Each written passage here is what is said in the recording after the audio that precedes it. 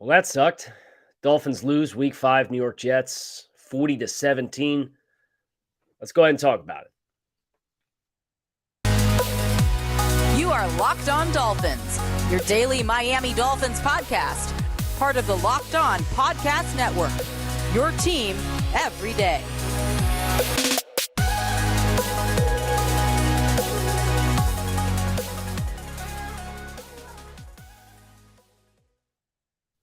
What's going on, Dolphins fans? Kyle Krabs, your host here on Locked On Dolphins. Today is Monday, October 10th, 2022. Today's episode of Locked On Dolphins is brought to you by Prize Picks. Prize Picks is daily fantasy made easy. Pick 2 to 5 players, and if they score more or less than their Prize Pick projection, you can win up to 10 extra money on your entry. First-time users can receive a 100% instant deposit match up to $100 with promo code Locked On. That's prizepicks.com, promo code Locked On. I'm your host, Kyle Krabs. Your team every day. We don't just say it, we live it, even on days like today, which is not a fun day to do a Miami Dolphins podcast. The Dolphins lost in week 5 to the New York Jets, and you tip your cap to the Jets. If you've been paying attention to what the Jets have been doing, you could see that they have been trying to undergo a rebuild that has some parallels to what the Miami Dolphins did from 2019 to 2021. Getting a young quarterback, really investing in draft capital, hoarding talent to fit a system. And, they played a good game. The New York Jets played a good game yesterday, but the Dolphins certainly had hurdle after hurdle that they had to overcome. And obviously way too much, 21 points allowed in the fourth quarter as the aggressiveness ramped up to try to stay in the game. But everything from the opening offensive possession where Teddy Bridgewater takes a hit, and thanks to the new concussion protocols as spurred on by part of the week 3 experience with Tua Tagovailoa, Teddy Bridgewater takes a hit and is mysteriously called for intentional grounding, even though he is being hit and contacted as he's throwing the ball with a blocker in the area. And I sat there later in my afternoon on my rear end and watched the Philadelphia Eagles play the Arizona Cardinals, and a very similar play happened, and there was no intentional grounding called. Here's your sign. I don't know. But Teddy Bridgewater on the very first play of the game called for a safety intentional grounding in the end zone, 2 points, and the ball, and you can't play the rest of the game. So everybody who had been pounding the table sitting here asking to see Skylar Thompson play. Careful what you wish for, right? Skylar was fine for a 7th-round rookie thrust into action in week 5 as a young, inexperienced player. I liked some of the aggressiveness that he showcased, and quite frankly, some of the best chunk plays Miami provided offensively were defensive pass interference plays, thanks to Skylar Thompson's aggressiveness to push the ball down the field. But you could point to the running game as kind of a silver lining if you wanted to in this football game, but there's not really a lot of silver linings when we find out Xavier Howard's not playing, and that's already in tandem with Byron Jones still being on the physically unable to perform list. So your 2 top paid corners are out, and they're top 8 salaries in the NFL at that position. So you have neither one of those 2 guys.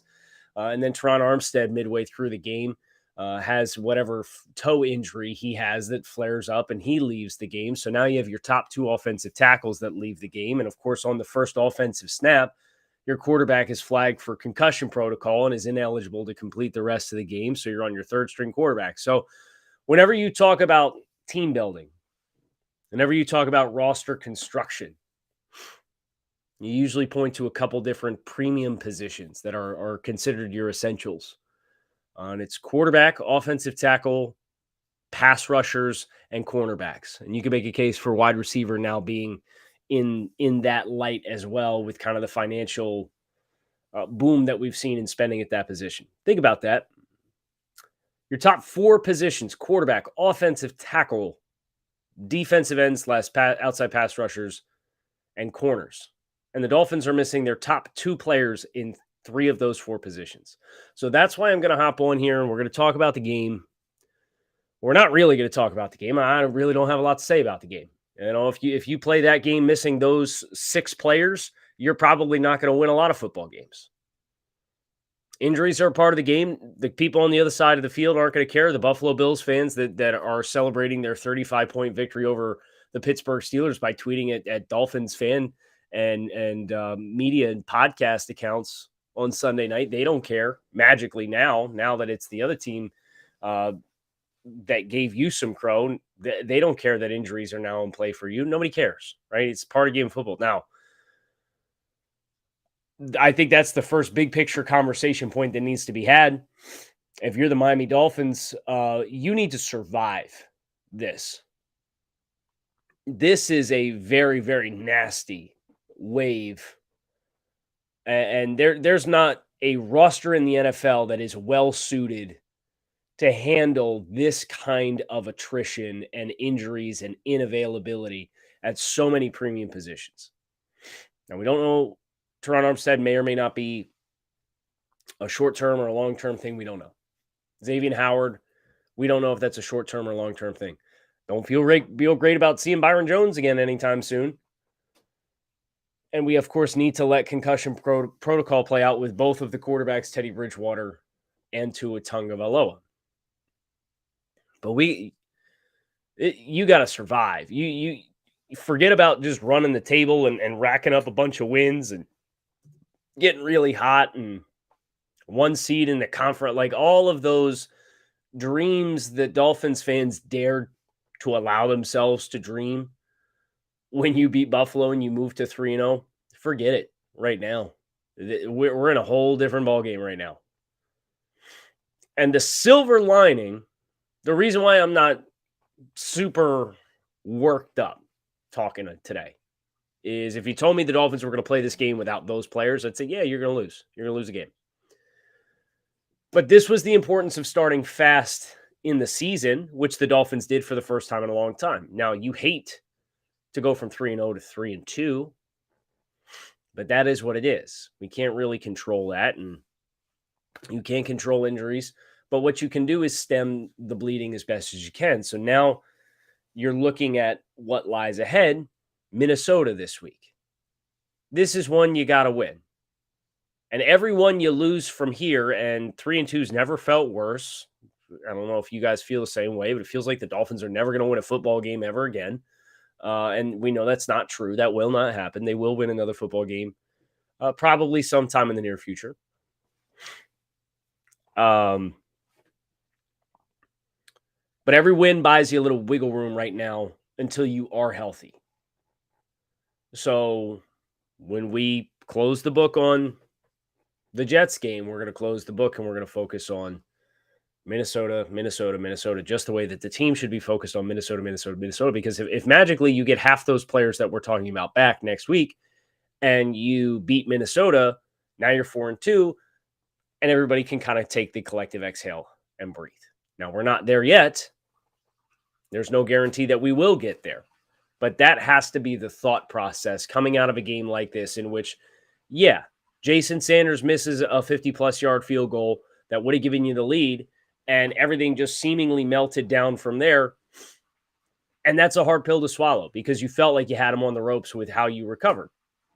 But as we're going to talk about, you can't spot him 12 points to start the game. You can't. And that's a consistent theme with the Dolphins right now that we're going to have to address and figure out and fix how to start games faster, even though we started the season faster. We are not starting games fast enough.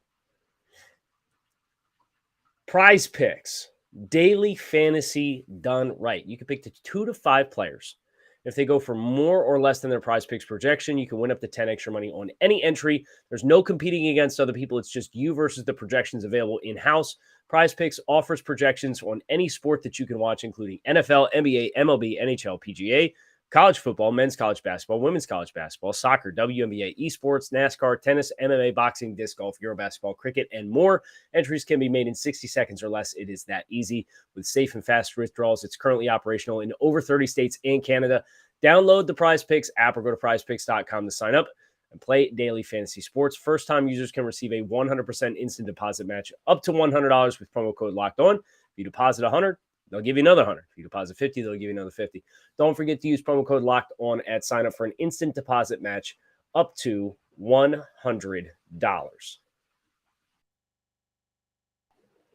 So that's been a theme, and it was a theme again, and it really dictated the flow of the game for the Dolphins. You gave up opening possession touchdowns against Baltimore, Buffalo, Cincinnati, chasing the game immediately.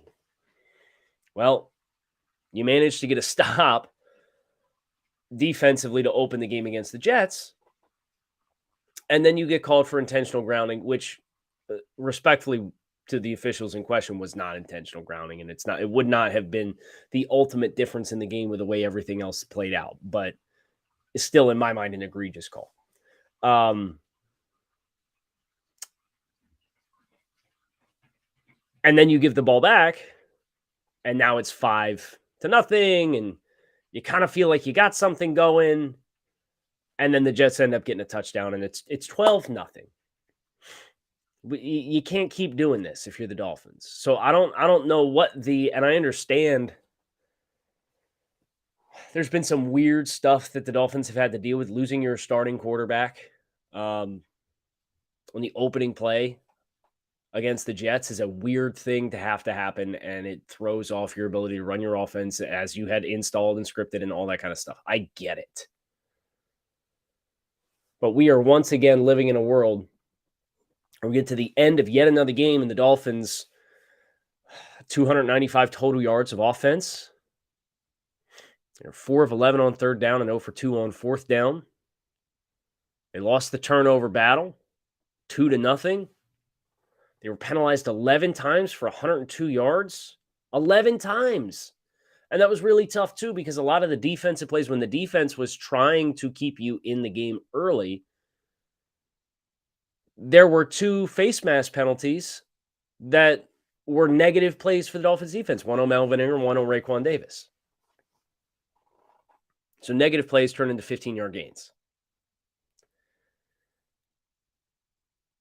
And I think that's, again, we talked about this last week a little bit, the element of complementary football.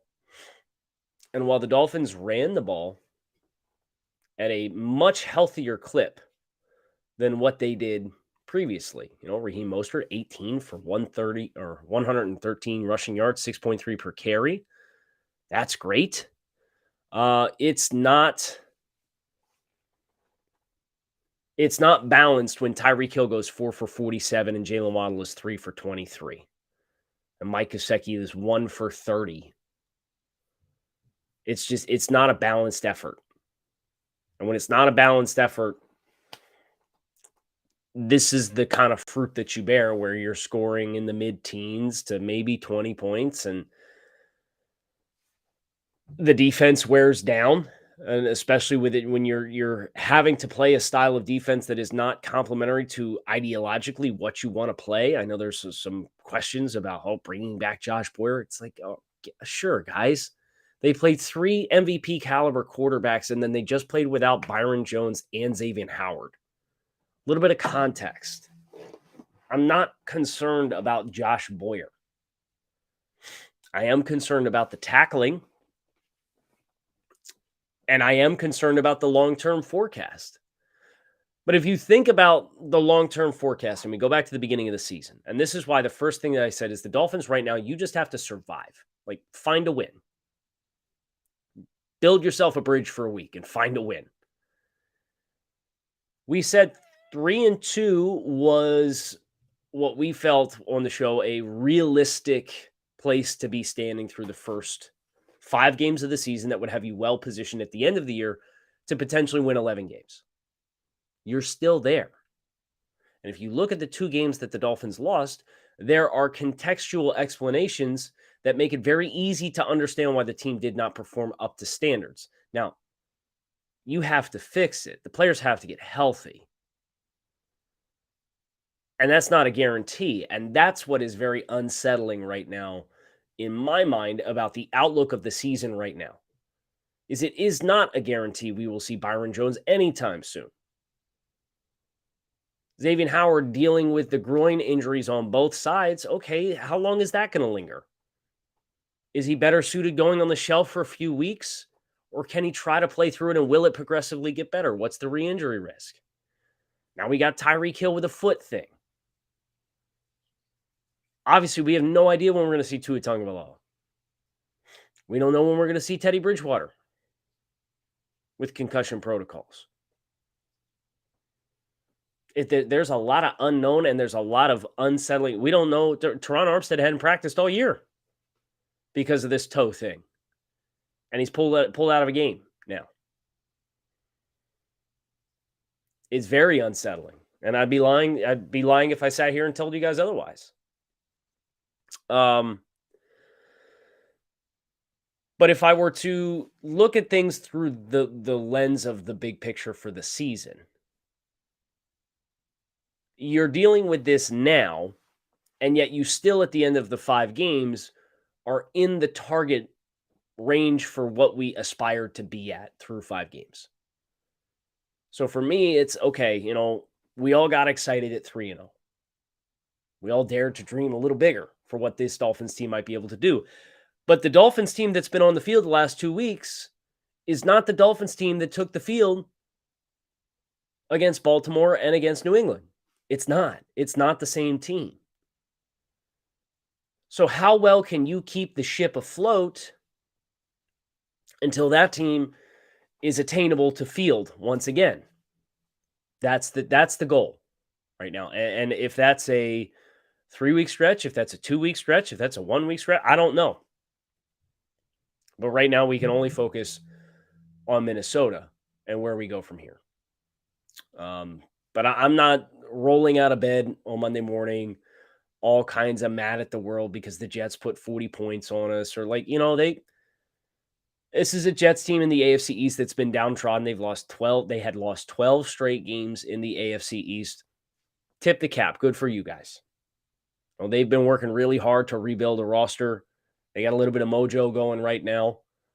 We'll see when the football gods turn their eyes to the New York Jets, in the same way that the football guys have very clearly turned their eyes to the Miami Dolphins and said, "Okay, here's a dose of adversity. Let's see how you do." Because the Dolphins are in a spot now where football is a game of attrition. And nobody cares that you're injured. But it makes things very difficult to keep life going with the big picture goals that we have for the Dolphins.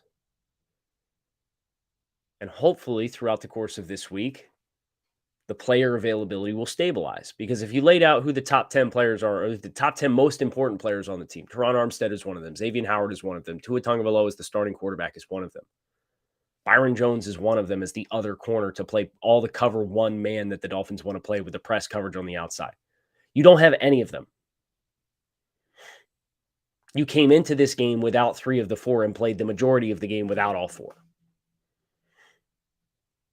What am I going to say? Oh, Jason Sanders should have made the kick. Yeah, of course Jason Sanders should have made the kick. Jason Sanders gets compensated at a rate that's not an abnormal or unrealistic expectation. Say, Jason Sanders, make this 54-yard field goal and put the Dolphins out in front 20-19. Instead, you miss, you get a short field, and then the Jets take the ball from there, and they take momentum of the game and never look back. That's frustrating, sure. The penalties are super frustrating. The intentional grounding to open the game is frustrating. The injuries are frustrating. But all I can do right now is look at the big picture and say, okay, amidst all this crap that's been dropped in the Dolphins' lap right now, they're still at the spot where I predicted and aspired that they would be through 5 games, and now we're moving forward. Law of averages, right? Law of averages. The Dolphins played some games, losing by 21 to the Baltimore Ravens in the 4th quarter. Getting outgained by 300 yards by the Buffalo Bills. Law of averages says you win those games, you're probably going to have some opportunities against teams that you probably should walk away with a win in, and you won't take care of business. It's a cruel sport like that. It really is. And I'm not making excuses for anything or anybody, but I hope it at least puts in perspective some of the questions that we've had about some elements of this team and the importance of some of the players that we have. Also very important, making sure you've got Built Bar stocked up in your pantry, hamper. I don't know.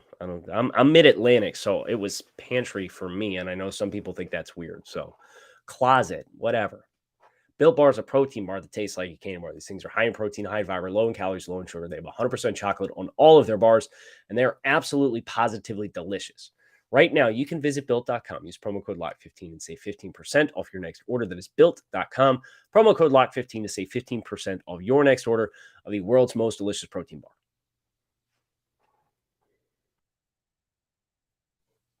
So as we close up shop here today, obviously Dolphins fans, there's a lot of frustration in the fan base right now.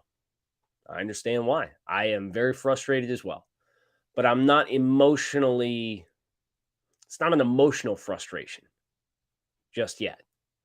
Because everything that you want and aspire is still in front of you, and you're still on track in the midst of all the adversity that you've been hit with over the course of the past 3 weeks. How it stabilizes from here, well, let's come back in a few weeks and we'll see how the Dolphins are sitting from a big picture view. But we're going to get into the film throughout the course of the day today. We'll come back tomorrow with some notes. I know from a surface level observation, please, Austin Jackson, be ready to come back.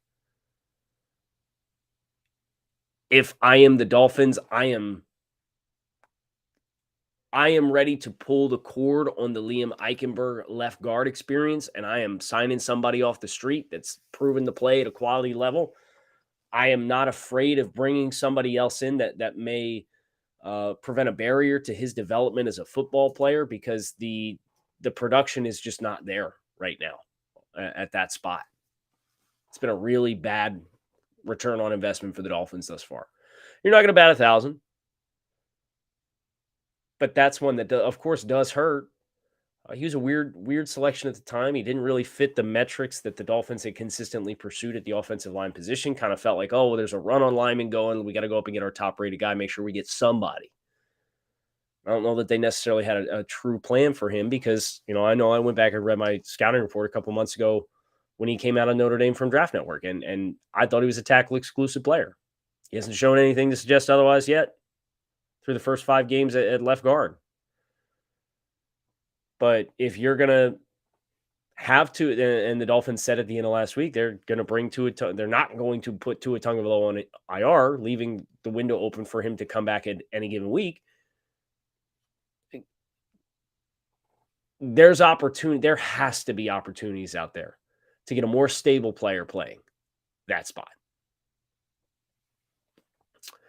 But yeah, we'll talk about all 22 observations when we dig into the tape tomorrow on the show, and hopefully lay out some pathways for success for players to grow. And tip of the cap to Raheem Mostert for his effort. Was good to see the Dolphins rushing offense at least show some signs of life, and that, I think, can be a healthy springboard for the Dolphins moving forward in the coming weeks. How Crabs, Locked On Dolphins. We'll be back in Clubbed Up soon enough.